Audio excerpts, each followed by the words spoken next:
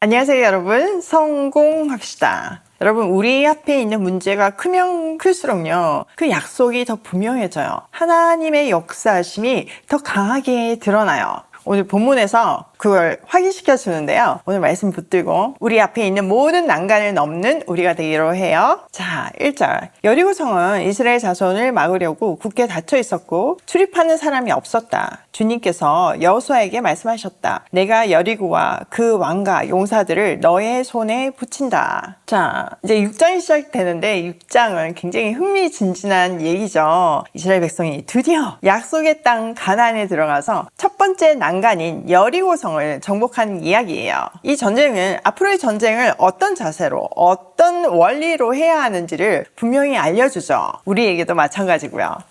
일단 이 여리고성은요, 이중 성벽을 가진 난공불락의 요새로 유명했어요. 고고학 발굴에 따르면 여리고의 외곽 성벽은 높이가 3m에서 5m, 두께가 4m 이상의 돌벽이었다고 해요. 그 위에 집이 있을 정도였으니까요. 그러니까 이게 뭘 얘기하나요? 인간의 힘과 상식으로는 도저히 정복할 수 없는 경관성이었다는 거죠. 게다가 1절에서 굳게 닫혀 있었고 라고 되어 있잖아요. 그러니까 여리고 주민들이 이미 이스라엘 소식을 듣고 두려워가지고 성문을 굳게 닫고 있으니까 이렇게 철저하게 봉쇄된 상황에서 문을 열고 들어갈 수 없는 불가능한 상황이다 라는 것을 강조하고 있는 거죠. 게다가 이스라엘은 뭐 전쟁 경험이 많은 것도 아니고 첨단 무기가 있는 것도 아니고 유목민 출신이잖아요. 세상적인 기준과 눈으로 보면 최악의 조건이에요. 그러나 전능하신 하나님께는 전혀 문제가 되지 않았어요. 하나님께서는 여호수아에게 2절에서 딱 말씀하시잖아요. 내가 여리고와 그 왕과 용사들을 너의 손에 붙인다. 하나님은 마치 승리가 이미 주어진 것처럼 과거형으로 약속하시죠. 이렇게 환경이 아니라 말씀이 우리 현실을 정의해요. 환경 때문에 여러분이 승리할 수 있는 게 아니라 말씀이 그렇게 약속하기 때문에 우리는 승리할 수 있는 거죠. 암울하고 불가능한 이 현실이 승리가 확보된 현실로 전환되는 거예요. 이제 여호수아는 또 우리도 이 약속의 말씀을 붙들고 나아가야 해요. 자, 3절. 너희 가운데서 전투를 할 수 있는 모든 사람은 엿새 동안 그 성 주위를 날마다 한 번씩 돌아라. 제사장 7명을 수량, 뿔, 나팔 7개를 들고 궤 앞에서 걷게 하여라. 이레제 되는 날에 너희는 제사장들이 나팔을 부는 동안 성을 7번 돌아라. 제사장들이 수량, 뿔, 나팔을 한번 길게 불면 백성은 그 나팔 소리를 듣고 모두 큰 함성을 질러라. 그러면 성벽이 무너져 내릴 것이다. 그때 백성은 일제히 진격하여라. 자, 하나님이 제시한 전략은요, 정말 상식을 뛰어넘는 것이었어요. 뭐 상식 정도가 아니라 상상을 초월했죠. 지금 뭐 군사훈련을 해도 모자랄 판에 전투할 수 있는 모든 사람은 제사장을 앞세우고 성을 하루에 한 바퀴씩 돌며 행진하래요. 그리고 이것을 6일 동안 반복하라고 명령하시죠. 그리고 맨 앞에 여호수아가 리더십이 이끄는 것이 아니라 제사장 7명이 수령의 뿔 나팔 7개를 들고 언약궤 앞에서 행진을 하잖아요. 그러니까 이거는 이 전쟁은 하나님이 이끄신다는 것을 가시적으로 보여주는 거예요. 그리고 마지막 7째 날에는 성을 7바퀴 돌고 제사장들이 나팔을 길게 불 때 백성들은 일제히 큰 소리로 함성을 지르래요. 그러면 성벽이 무너져 내릴 것이고 백성들은 그때 모두 진격하래요. 이 방법은 인간적인 군사 전략하고는 완전히 다르잖아요. 어쩌면 굉장히 황당한 방법이에요. 이걸 통해서 뭘 강조하시나요? 순종할 때만 승리가 가능하다는 것을 보여주시는 거예요. 이 전쟁의 승패는 이스라엘의 무기나 전술에 달린 것이 아니라 오직 하나님의 능력과 말씀에 달려 있음을 가슴에 새겨주시는 거죠. 하나님은 이렇게 이스라엘의 순종을 테스트하시면서 무력 대신 더 중요한 믿음과 순종으로 무장하게 하신 것이에요. 자, 이 행진에서 또 하나 중요한 사실은 언약궤와 제사장들이 앞서간다는 것인데요. 이 언약궤는 하나님의 임재와 언약을 상징하잖아요. 그러니까 언약궤가 앞으로 간다는 거는 전투 한복판에 하나님께서 친히 동행하신다는 표시인 거죠. 실제로 여호수아 6장 전체에 언약궤 십자가가 11번이나 언급되었거든요. 그만큼 하나님의 임재가 강조되고 있어요. 또 제사장들이 부르는 이 양각 나팔은 일반 전쟁 때 부르는 나팔하고 다른 의미를 지니고 있어요. 히브리어 원문에 따르면 이 나팔은 희년의 나팔이라고 불리는 것으로 이스라엘이 50년마다 희년을 기념하며 해방과 자유를 선포할 때 뿌하고 불렀던 나팔이죠. 이것을 통해서 여리고성 함락은 단순한 정복 그 이상의 영적인 의미가 드러나고 있어요. 마치 하나님께서 새 시대의 평화와 안식을 선포하는 것처럼 제사장들은 희년의 나팔을 불면서 앞으로 전진해요. 이렇게 하나님의 전쟁은요, 파괴로 끝나는 것이 아니라 참된 진정한 평화를 여는 하나님의 주권적 역사임을 강조하고 있죠. 즉 인간의 전쟁사에서는 함성이 승리를 쟁취한 뒤에 어떤 한호성일지 모르지만 하나님의 전쟁에서는 믿음으로 외치는 이 함성이 진정한 평화를 여는 선언인 거죠.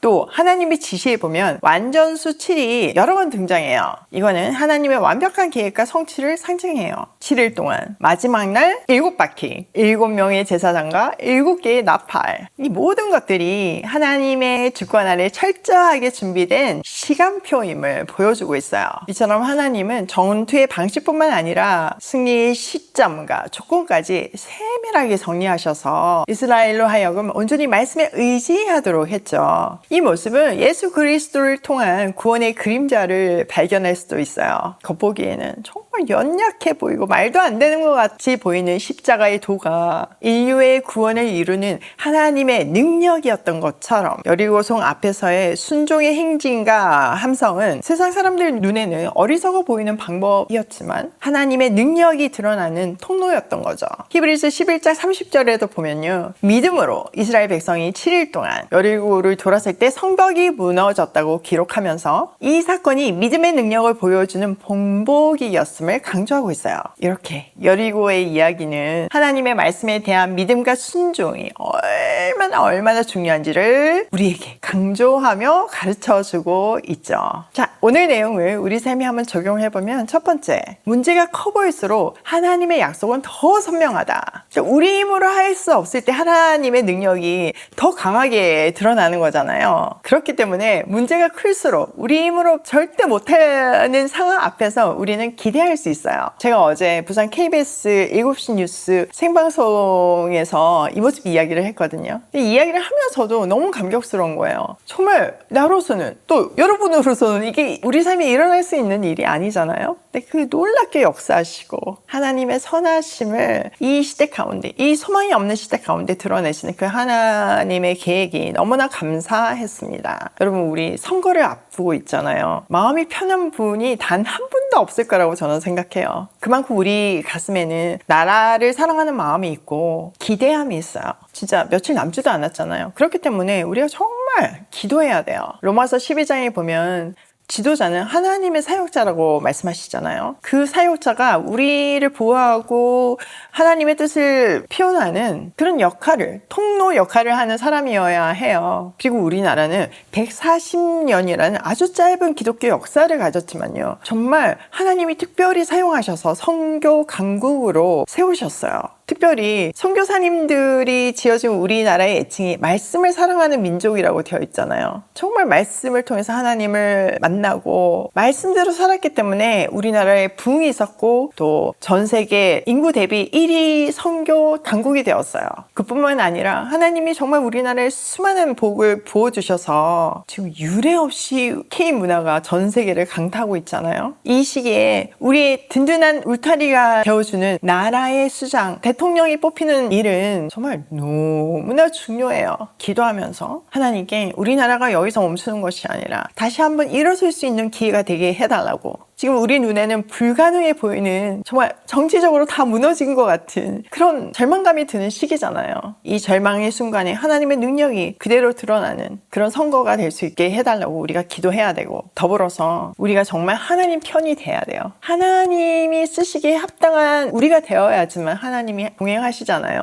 진짜 은혜를 구하고 또 구해야 할 때인 것 같아요. 마음에 절망감이 크신 분들 절대로 포기하시지 마시고요. 정말 나라를 위해서, 이 나라의 리더를 위해서 기도하는 성숙한 우리가 되기로 해요. 두 번째, 하나님의 전략은 이해보다 순종이 먼저다. 지금 이 여리고 전략은 이해가 안 되잖아요. 근데 순종했을 때 납득이 되게 해주시잖아요. 우리한테도 마찬가지예요. 하나님이 우리에게 강력하게 주신 전략은 내가 이해가 안 돼도 순종하다 보면 이해가 되게 돼 있어요. 하나님의 그 크신 생각을 우리 그 좁은 생각으로 어떻게 다 이해를 하겠어요. 그렇기 때문에 순종이 핵심 키포인트예요. 근데 또 여기서 주의해야 될 것은 하나님의 어떤 명령이 아니라 내가 생각한 내 욕심을 설정하고 그게 순종이라고 우기는 경우 있잖아요. 그러니까 진짜 분별해야 되는데 이게 뭐 말로 표현하기 참 어려운 어떤 그런 그 순간들이 있잖아요. 그렇기 때문에 늘 우리는 말씀 앞에서 그 상황들을 이렇게 잣대에 대보듯이 대보고 기도하면서 확인하며 가야 돼요. 세 번째, 환경이 아니라 말씀이 현실을 정의한다. 정말 이 말씀이 저는 오늘 너무 큰 힘이 되더라고요.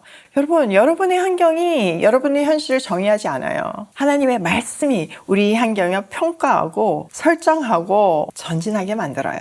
오늘도 은혜를 구하며 말씀하실 때 즉각 순종하는 우리가 되길 소망하며 고싱해요.